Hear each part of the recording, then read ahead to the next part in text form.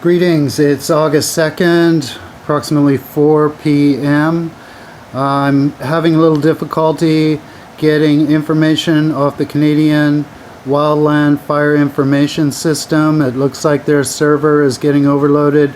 There's fires across Canada, in the north and in British Columbia. A lot of people are accessing it, and I hope that the people in the government can get us a faster server. This is a vital piece of information.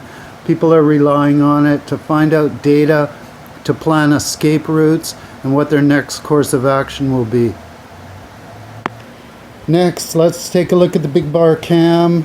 This is at 3:30, and you can see that the highway is blocked off. There's high haze in the air. We are getting those northwest flows for the foreseeable future. It looks like there's some activity over at the rest area. I don't have the most recent updates on what's going on with the Chasm hotspots. If we jump over to the Begbie cam, you can see there is clearing at the north end of the highway. We are looking north, and the haze has already moved to the west. In the lower mainland, the sky is pink, the sun is red, and those outflows are going out to the ocean. Okay, next we're going to take a look at Windy. Those flows are still coming from the northwest. There is variation depending on the terrain. It can swing east, it can swing west. Right now we're looking at 9 kilometers an hour, and Thursday may see it go up to 13 with a chance to come from the east, which is good for the eastern flank but not for the western flank. If there's any benefit, it may clear some of the smoke out of the area.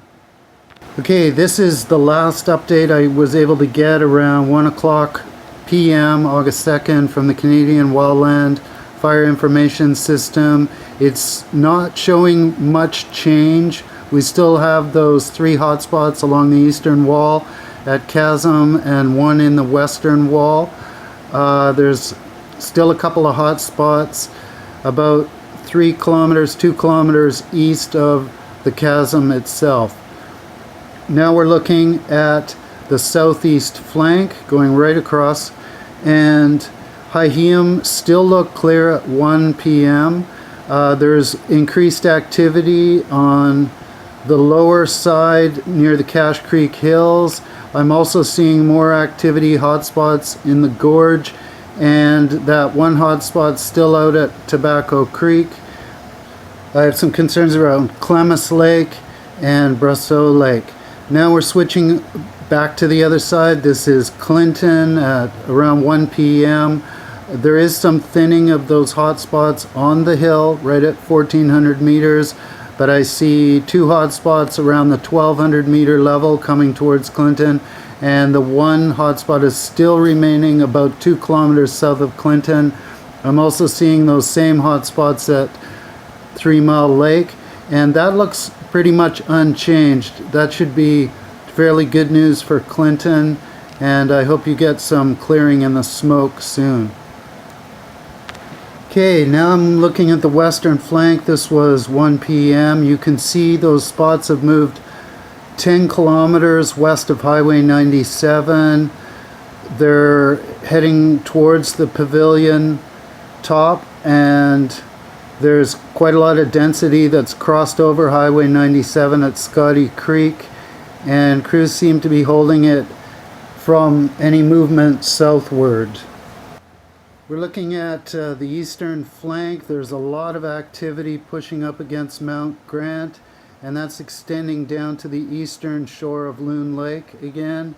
We're also seeing more activity around the Thunder Creek area.